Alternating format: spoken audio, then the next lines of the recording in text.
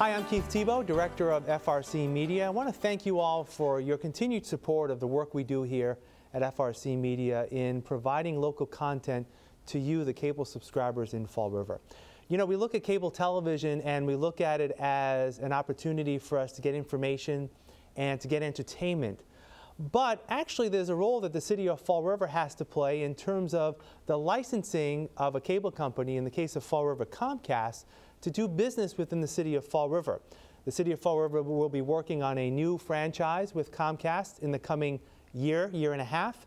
But we're actually working to get your input on what you'd like to see in terms of cable television service and communication services in the city of Fall River. And we're going to be conducting some work over the next few months that we really need your help on. And joining me today is Sue Buskey. She is the president of the Buskey Group, and she's going to be helping us gain this data so we can better serve the community better through cable television. Sue, thank you for joining me. I appreciate it. I'm very pleased to be here. Let's talk a little bit about, briefly, the cable licensing process. What is the responsibility of a city, what it can ask for, and what can the residents expect through this process? Well, number one, the reason there's a franchise or a license agreement in the first place is because the cable operator, in this case Comcast, is using the public's property to put their wires, whether it's on the poles or if it's underground utilities. In order to do that, they have to get permission of the city, which is responsible for that property. So what a franchise really is a sophisticated lease agreement. The cable company is a tenant on the public's property. And part of that relationship is they can't go and dig in the street without permission, but also they have to provide some kind of community benefits or rent, so to speak, for the use of the right-of-way. So that's the basic premise. That's why there has to be franchises in the first place. And there's a process under federal and state law that cities have to go through when it comes time for those franchise or licenses to be renewed, which is only once every 10 years. And as we know, with changes in technology, 10 years is a long time. Absolutely. And think about it. The current one is going to expire in November of 2019. Next year, yeah. Well, the one that comes after that is going to go till 2029. Now, just think about, if you think about how much technology has changed between now and 10 years ago, which would have been 2009, think about that next 10-year spread. So when we do franchise renewal, we need to look at what the communication needs are for the community, not just today, but 10 years from now. As cable subscribers, we tend to complain about a couple of things. We tend to complain about the cost of the service, and not only now the cable television service, but also potentially phone service and internet service. And we also complain in terms of cable television about channel offerings. Why do I have to pay for sports if I'm not a sports fan? Unfortunately, throughout this process, the city has no say in those issues, correct? That's correct. Actually, rates are deregulated at the federal level. And also the choice that the cable operator gives you as far as channel lineup, that also local governments cannot tell the cable company what channels to provide or which ones they can't provide. Now, one arena where the city does have authority on that is around our community channels or our public education and government channels. Like us. Like you guys, like Fred TV, and like the government channel. Right. Exactly. So what can the city do as it prepares toward negotiating a new license with Comcast? What are some of the things that they can control, other than, you know, our stations and also the funding that goes around that? What else can a city do? Well, for instance, things like where the cable operator is required to provide service. I learned today that not everybody in Fall River can even get cable. Or if they want cable, they have to pay a whole bunch of money to get it undergrounded or whatever. Well, that's something you have control over. Who gets service? Another area that you have control over is making sure that the customer service is quality. In other words, if a technician is supposed to come to your home to do something and they don't show up when they're supposed to, and you've just taken off work for the afternoon to be there when the technician comes, calling, how long you have to wait on hold. The whole customer service arena is another one of several where the city has some authority. And the city currently has a customer service center on Warren Street in Fall River, so that's also would be part of that Exactly. process, Yeah. making sure that that's still around. Yeah, and some cities don't have a customer service center. I mean, I was just working in one not far from here, and they don't have one at all. Or they had one, and then the company closed it.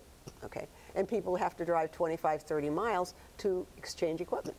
So one of the things that we're going to be doing over the next month and a half or so, right through the end of June, is we're going to be asking for your help to help us share your stories about how you see the city moving forward and how potentially we can leverage our cable television contract to help the city move forward in a number of ways.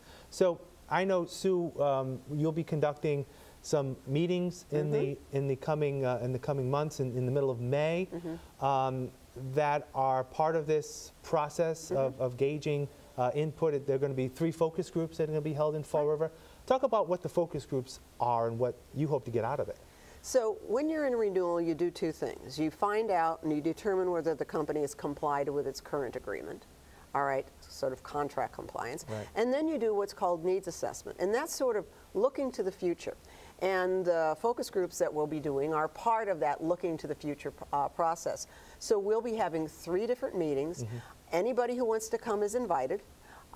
They're organized around kind of interest areas like education or government or community organizations and stuff. But you can really come to any one of the meetings that works for your schedule. Right. And the whole purpose of the meetings is to, what I'll be doing is sort of framing what are some of the opportunities for the future. What have other communities negotiated for? What is possible? And then we're going to brainstorm a series of 4 different questions. And we're going to get input from the community. So our purpose is to sort of get folks looking at what are the big issues, not only today, but as we look down the line for Fall River.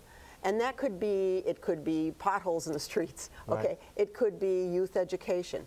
It could be some kind of arts issues or social service. It doesn't have to have anything to do with cable TV at all. Right. It's really community issues. And then we're going to brainstorm a series of questions that sort of grow out of that.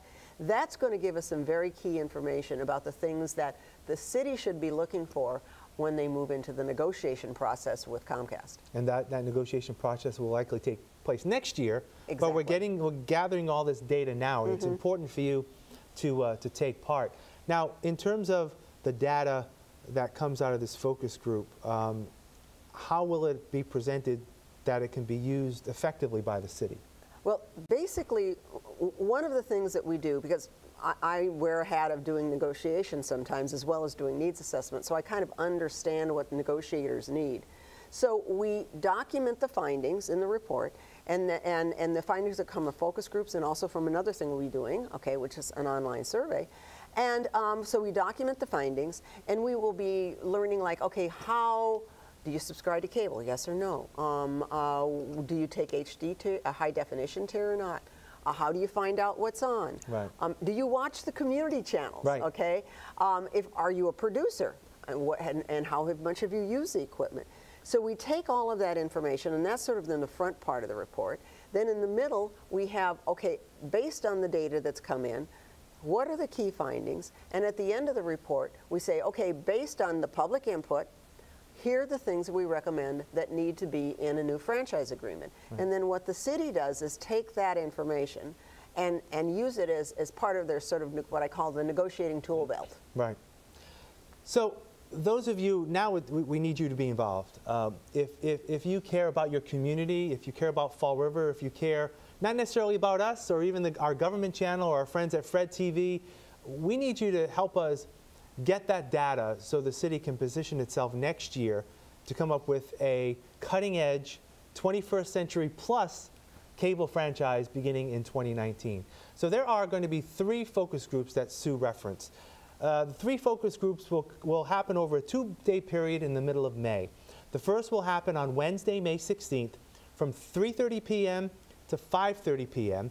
And this, as Sue said, is going to be geared toward educators. But if you can make that time, if you're an individual resident, member of our local government, just a resident of Fall River, you can attend that if you'd like. And that's from 3:30 to 5:30 on May 16th. It will be held at the Spencer Borden School here in Fall River in their community room.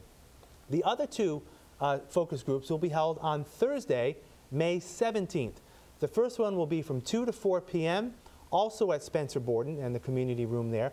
That will be geared primarily toward government and business, but again, however, if you can make that meeting and you'd like to attend, feel free to do so. Our final focus group will take place Thursday evening, May 17th, from 6 p.m. to 8 p.m., also at the Spencer Borden School Community Room, where this will be for our community organizations, our nonprofit sector, and the community at large. So there's an opportunity for you, those 3 time periods, for you to get involved with our focus group. And Sue, this is really important for people to get involved with.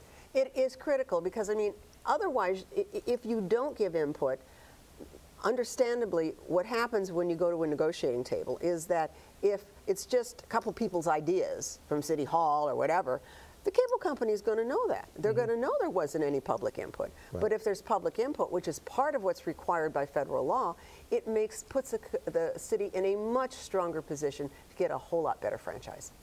Sue Buskey, thank you for joining us. And please take advantage of our focus groups coming up on May 16th and 17th.